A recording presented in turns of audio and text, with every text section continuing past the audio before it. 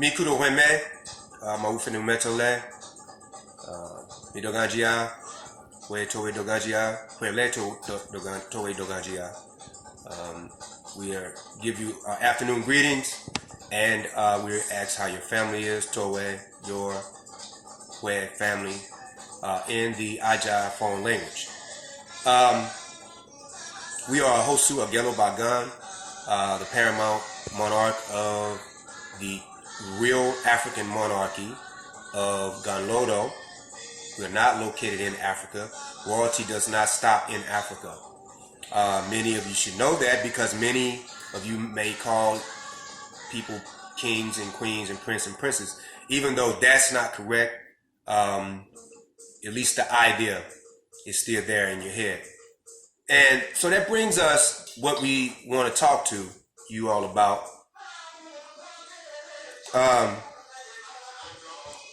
This video is multifold. We want to try to keep it short. Most of these videos we feel like we shouldn't have to make, because it's really Ori sense, common sense. However, this one is a little something, it'll make you, even with the common sense videos, we realize, from the feedback we get, we are saying things in a way that people didn't think to say it, or didn't think about it that way, or whatnot. So, in this video, we want to talk about African royal institutions and the disrespect being shown to the African royal institution by continental Africans that grew up in the tradition. This message is partially also aimed at new Africans, and you will see that aspect as we go forward with it. And for those that are confused about what a new African is, a new African is one who was born in the Itankale. That's one direct qualification. Itankale is, there's no direct translation, but the Itankale is the diaspora, to use that term that people know. We know that refers to the Jewish term, Jewish people, but we have to give you a translation, since you don't speak, many don't speak Yoruba or Fongbe, but that's okay. So, a new African is those born in the Itankale. That's a loose definition. Another more pinpointed definition, and these two we realized we had to take into consideration. Well, the one after the one we're going to bring up, we had to take into consideration over time. This one, of course, is automatic. You are descendant of those that were captured, that were sold into captivity, captured and held in captivity, or they escaped and became maroons. So that is a new African also, one who descends from those that were held captive or put in captivity, at least for some time.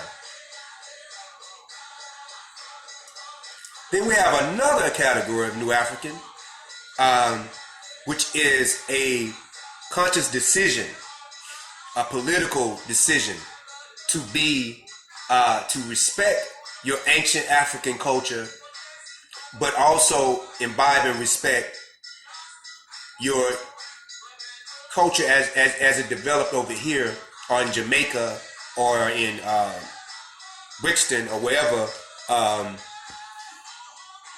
the good aspects. Everybody has to just come to grips with the fact that, there are some aspects of culture that need to be dropped, and people that are thriving culturally, and you will notice also in conjunction financially, they have dropped certain aspects of their culture that wasn't needed. It was either due to the times or due to just some negativity associated with it. But they didn't throw their whole culture away.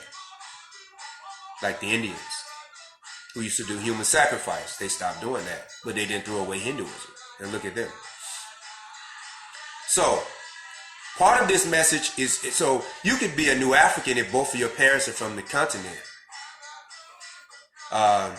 but your thinking is on the level, when you're born here, your thinking is on the level of the connection you have to the history here. And when we say here, in this particular case, the United States of America. So on to our topic. Many people don't know this. Some do. Some suspect it. Most of the traditional rulers, let's say from Yoruba land over to Ghana, are in some form or full form, partially or full form, involved in non-African traditions. Many in Benin Republic are Catholic. They mix it with Vodun. Many in Yoruba land, they're mixing it with, Seventh-day Adventist, evangelistic type of stuff or whatnot.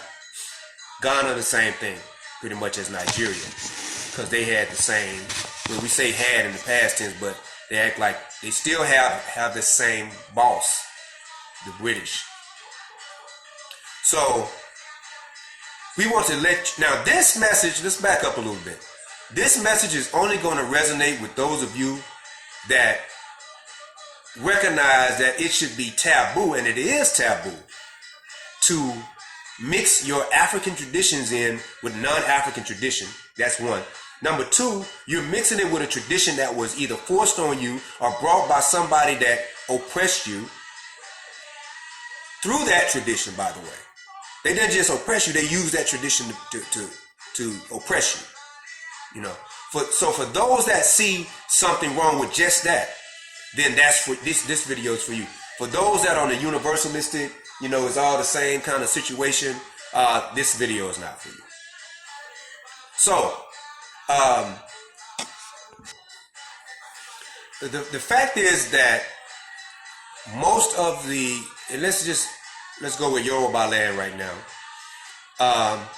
Most of those so-called Abas, out of about 200 of them, unless they've created more since last we checked, about 97% of them are either Muslim or Christian.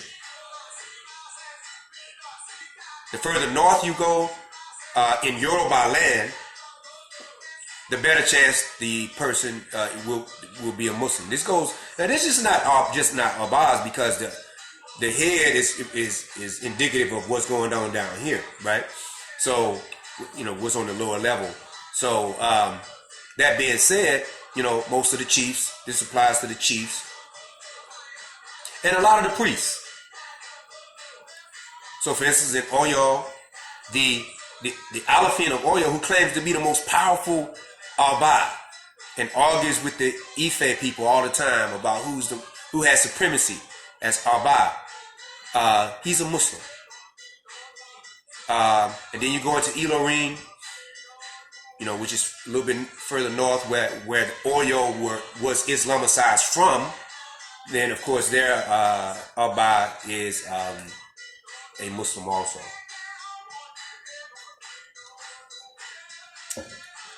The Ife king, he has shown every tendency of a Christian. He goes to Christian churches. He's bowed down in Christian churches. Now, this is the one that they're calling his Imperial Majesty. A couple of people over here in America are foolishly calling this man his Imperial Majesty and bowing to this man, while he honors Oduduwa or Rymian and Jesus also. That is taboo. We call that Su in Fongbe. We call it Ewo in Yoruba, Ede Yoruba. The thing about it is that, they seem to be doing just fine before Christianity and Islam came. So how is it that you're all of a sudden you're Christian and Muslim when somebody else brings it to you? And then you turn around and brag about how powerful you are, how your kingdom is the most recognized kingdom, And by the way, a lot of times when they're saying that, they're talking about how many times Oyimbos have written about their kingdom. They use the word kingdom. So we're trying to put this in perspective for you all that are juggling things in the culture, because we get a sense, we get a feeling spiritually that there's a new level of confusion that has sunk in with those sincere people that are trying to overstand this. And I think one of the things that you may be struggling with, a few of you may be struggling with, is this African royalty thing, African chieftaincy thing. What is it? What's its purpose? What's the deal? What they should be doing or not be doing? And for the most part, whatever your intuition is telling you that the royal institution should not be doing in particular, even doing but not be doing, you're probably right or very, very close into the vicinity. And in that we say, don't feel like you can't say anything. But who do you have who can you say anything to? That's a question. And all we can say to that is, join on to those that are doing the right thing. So use this information that we're putting out. So, there's a story in the Odu Ifa Iwori Oshe. And it talks about these two friends that they felt like nothing could come between them. They were very successful business people. One was a blacksmith and one was a farmer and a blacksmith. So that came into the picture, Ifa, right? One went for divination to make sure, probably was like an annual divination or a bi-monthly divination or something like that. And they wanted to know what could they do to make sure they maintain the success they've had over the past period and increase the success going forward. So the Ifa Oracle told them to do Eba. They went together, as a matter of fact, because much of their business was dependent upon each other. They worked together. They were very, very good friends. And this is very key to understand. And this is the Itan. This Itan means story in Yoruba. This is Itan you should never forget. So their wealth was dependent upon one another. That means not only individually, but their families and their estates. So they refused to do the Eba. They was like, if our priests don't know what they talking about, we good. We're good friends. What are they talking about doing an Eba to make sure our friendship stay together? Because that was the Eba. The Eba wasn't for the direct words, hey, do this Eba to get money or keep money. But they misunderstood the Eba, because the Eba means sacrifice. They told them to do the sacrifice to keep their friendship together, because a lot of their business success was based on them being friends. And if they were to fall out of being friends, that was going to be it. So they refused to do the Eba. So here comes Spirit. Spirit comes in the form of this man wearing a hat of two colors. One color on one side was black. One color on one side was red. In some stories, one side is black, one side is white. And so this man comes down, he's making sure he whistles, he's talking in this funny language, seems like he's talking to himself, but he's actually chanting to get these people's attention towards him. So he passes through the road, and they gather up at the end of the day, them two, and was like, hey, did you see the, one guy said, did you see the man with the black hat on? The other guy was like, no, I saw the man with the white hat on. And and so he told him about the time that he saw it. And the other guy said, well, that couldn't have been it, because it's the same time I saw the guy with the white hat. Long story short, we're truncating this for you. There ensued a big fight between these two friends. A big fallout. Big fallout. And as a result of this fallout, they not only lost their friendship with each other, they never became friends again. And they lost a lot of their business and their wives. They couldn't take care of their family. Everything crumbled. Why do we tell that story? That Itan and Oshe, Iwari Oshe, speaks to the whole concept of being unequally yoked. To feel like that you can infuse poison into your body and not get poisoned. That, oh, it's just a little poison. Yeah, we still worship. So to make this clear to you all, yes, we still worship Shango, but I can read the Quran also. You know, that is what the Alafin of Oyo would tell you. And in like manner, the king of Ife and all those other Christian Albaz over there would tell you, yeah, we can do this festival, but we still can, go to our churches. You see what happened to the two friends in Iwari Oshe. And it's like our people cannot see the handwriting on the wall. They are the oldest part of history, yet ignore history. Meaning, this has happened before. This has happened before. When you accepted Christianity in Abeokuta and Badagry, we're talking about what is now Nigeria now, in Yoruba and Aja lands, the result was you were subjugated. And then you had to start doing these nationalist movements in the 1930s. And then you got your so-called independence. Why do people celebrate Nigerian independence? That's the day that the cracker told you, the Yovo, the Tubab, the Oyimbo told you that you were independent. Makes no sense. These are things that many of you probably are thinking or have thought in the back of your Ori and like, And so you may be glad that we brought this up, and this may be dialogue for your household and your ilays, your temples and whatnot. Hopefully. This makes no sense. So that same destruction that happened, that disorder that happened in Iwari Oshe between the two friends, it represents Ejiapo Ai, which is Ejiwapo Ai, which is or we could say Ai Ejiwapo, which is Ejiwapo is Tunis, it's balance in Yoruba. Ai, to put Ai in front, and sometimes at the end is to be out of balance. Very similar to Ai-san Ori or Ai Ori, impaired Ori. And that's what we're working with when we're dealing with traditional rulers and chiefs and priests being in these non-African traditions. Now, let's segue into, we want to try to get this over with. Let's segue into you as a new African. You are from Trinidad, you are from Barbados, you are from Miami, you are from Alabama, you're from New York.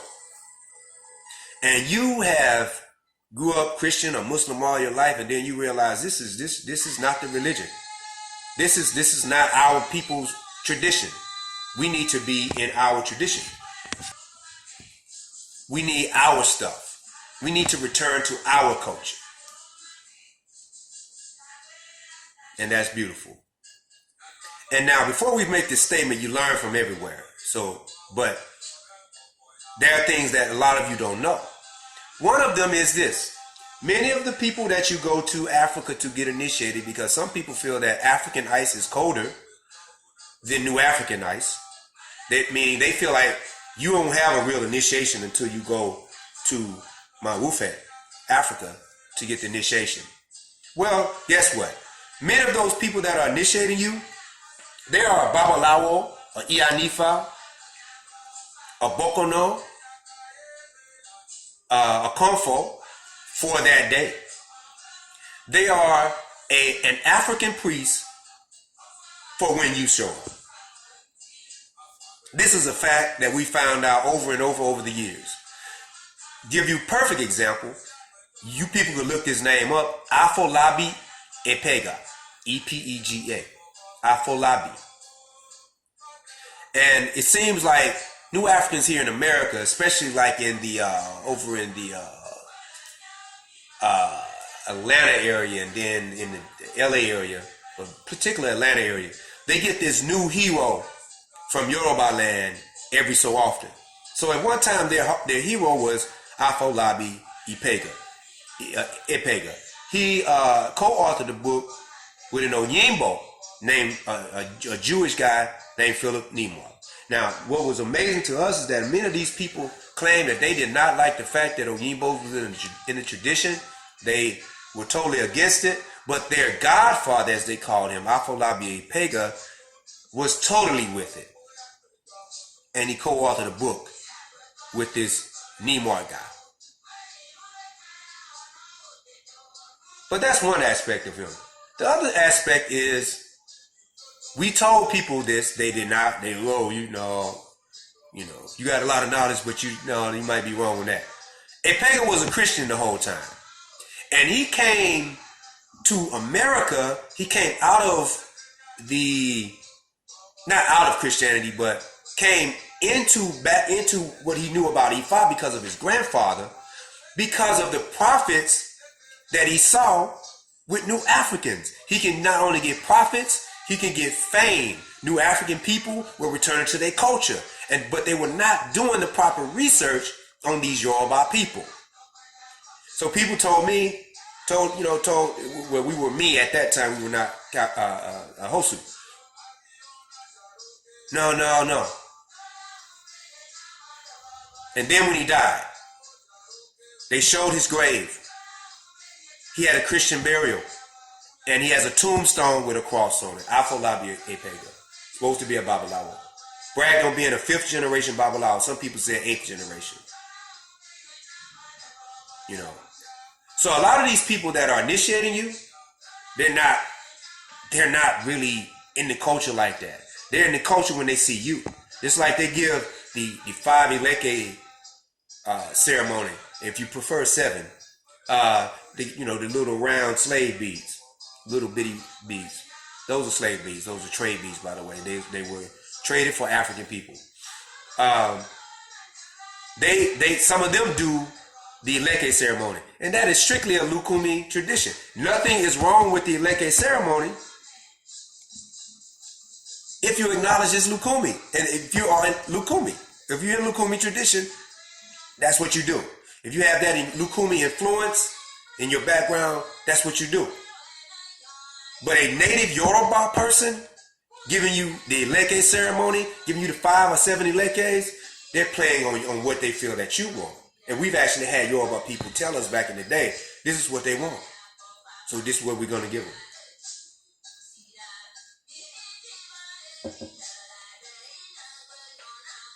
Now let's get to, so a lot of the people that are initiating you and whatnot, they're Christians. A lot of the chiefs and priests and we always said the people initiating you, so that include the priests, so-called priests.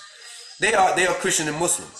Now you did all this work and research just to get initiated by a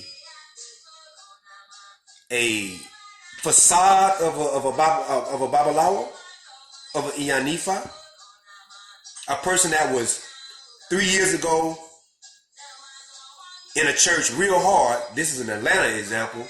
And then all of a sudden she has this following because she's from Yoruba land. Because she saw a way to cash in on the ignorance of the New African. We say ignorance because that's what it is.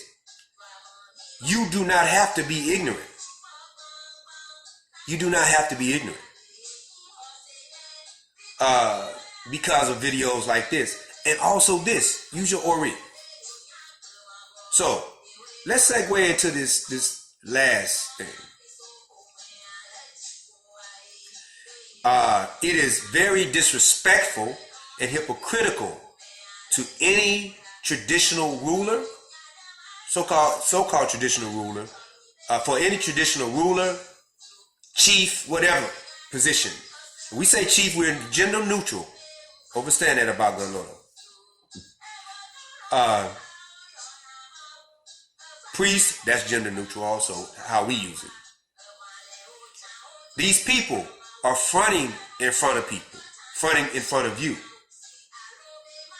Not a good look. But not only not a good look, they're shorting you. They have you thinking they're somebody that they're not. And they're disrespecting the deities. Now, when you disrespect the deities on that level, we have to understand that, people get, when they get initiated or receive the ikoko of a deity, a so-called pot of a deity, right? Certain sacred items are in there and whatnot. But the spirit of that deity has to be there for it to actually be an activated ikoko. We were just reading an article just earlier about there's a market in somewhere in Ghana among the Aquapim people, and so the all of a sudden the profits in the market is like very low. Nobody's really making money, and so somebody did a divination and whatnot, and they find out that they were disrespecting the deity there. And the deity had left. That's the point we want to make to you. The deity had left. So now they had recently had to come and do all these rituals. A woman came in possessed with the deity of that market. And they have to shut that market down for like a whole week until that spirit works. It takes some time for it to set in. The point is, deities leave when they're disrespected. When they're disrespected on a constant, consistent basis, they leave. This is what has happened with many of those deities in Africa. A lot of the deities that you think you're getting initiated to in Mawufe, in Africa, you're not, because you're only getting a physical pot and not the spirit, because the spirit is gone. Because the Aba, so-called Aba, is a Christian or a Muslim. Because the priest is initiating non-Africans, and he or she is also a Christian or a Muslim, or maybe not, but one of the two. And you keep doing that over time, the deity will leave you. Period. That, I know a lot of people they're not going to like that. We are from a different school. When you tell us something that makes sense, that's how we got to where we are and where we're going. When stuff made sense, we went with what made sense, and if we were making mistakes before that, we corrected the mistake by going with what made sense. Some of our phone was off because our original phone teacher didn't know the tones in the way that he should have known them. And this is one of the greatest teachers we've had as a new African, but we've surpassed him on that level because he did not study phone the way that we have, and that's why we were able to put our phone Bay Primary. The point is that we improved based on the fact that we knew when to say, hey, all right, this is incorrect, and let's move on. This will make a lot of sense to people that are going to be mad about this. They have gotten those initiations and whatnot, and physical initiation, yes, but the deity, they don't have. And it's not their fault. They could have probably used their Ori a little bit more, but it's these people that's playing with their lives. They're ultimately their fault. Now, this last thing we want to hit, because this is the question that we would ask. Why would these traditional rulers, if they're Christian and Muslim, want to be in the traditional rulership throne position? It's because of power. It's because of fame. For instance, going back to Yoruba land, there are Christian, quote-unquote, Abas that have multiple wives. It's clear in their Christian Bible and in their Christian beliefs in general that that's frowned upon. Multiple wives is frowned upon. So that lets you know he's taking that kingship because he can do things based on the kingship that he can't do as a Christian. That right there we call treason. That's treason. And we know what the punishment of treason for treason is. That's treason. that should be looked at as treason.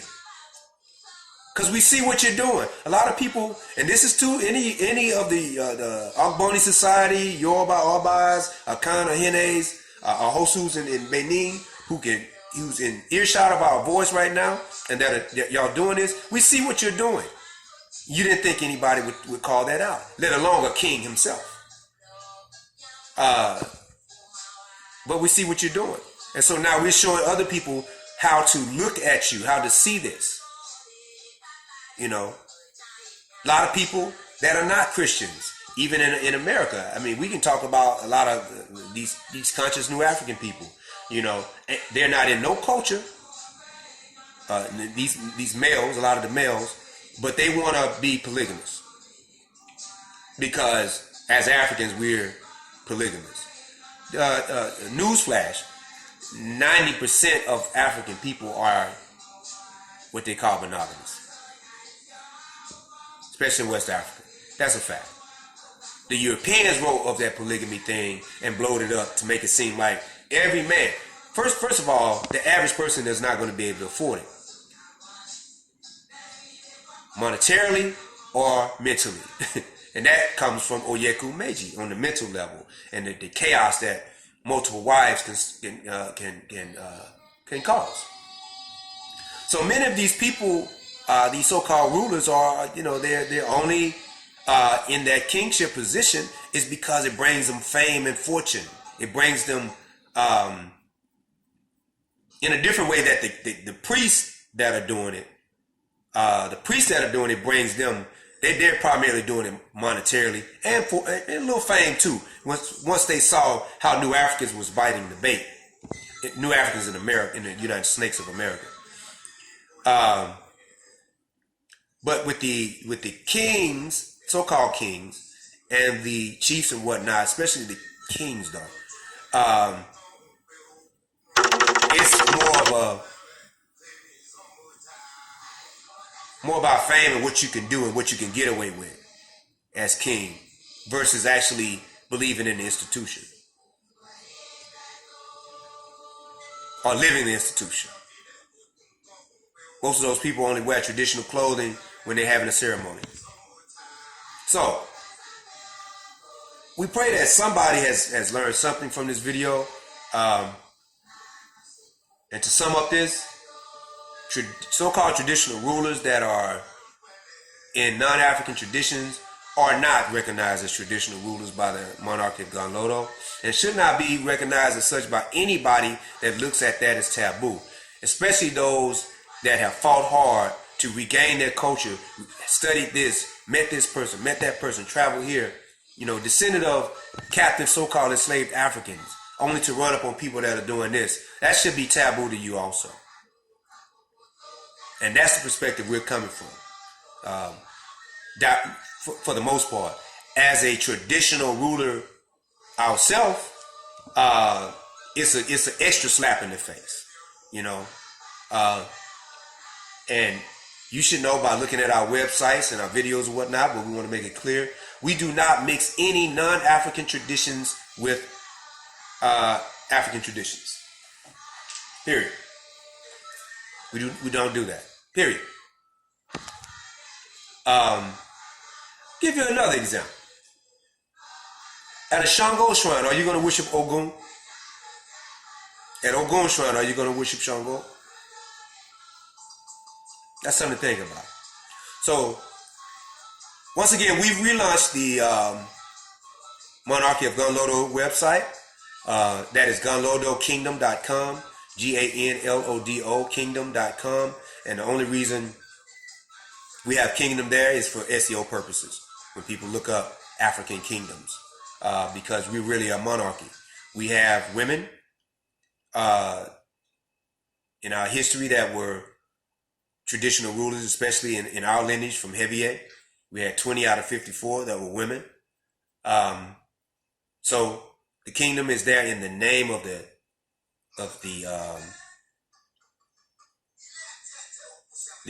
domain name. For SEO. SEO is search engine optimization. So when people look up stuff on the internet, that's what is happening. keywords and stuff like that. You can check out our publications and whatnot at Quilombo Restoration and Healing. The web address is restorationhealing.com. Restorationhealing.com. That's where many of our videos, you may be watching that channel now, be on that site watching our video now. But this video also should appear on the website of the Monarchy of Galolo, since it's addressing royal things. So before we go, we want to also say, do not give up hope in your royal institutions. If you want to know more of how we are operating in that fashion, what we're doing to restore order to the royal institutions of Africa, contact us at ekaboquilombo@gmail.com. Ekaboquilombo. EKAABOKILOMBO. Ekaboquilombo. We have been His Imperial Majesty, Axosu Àgèlògbàgàn, Ajasi Protein, Jisovi, Agbovi the first. Odigba.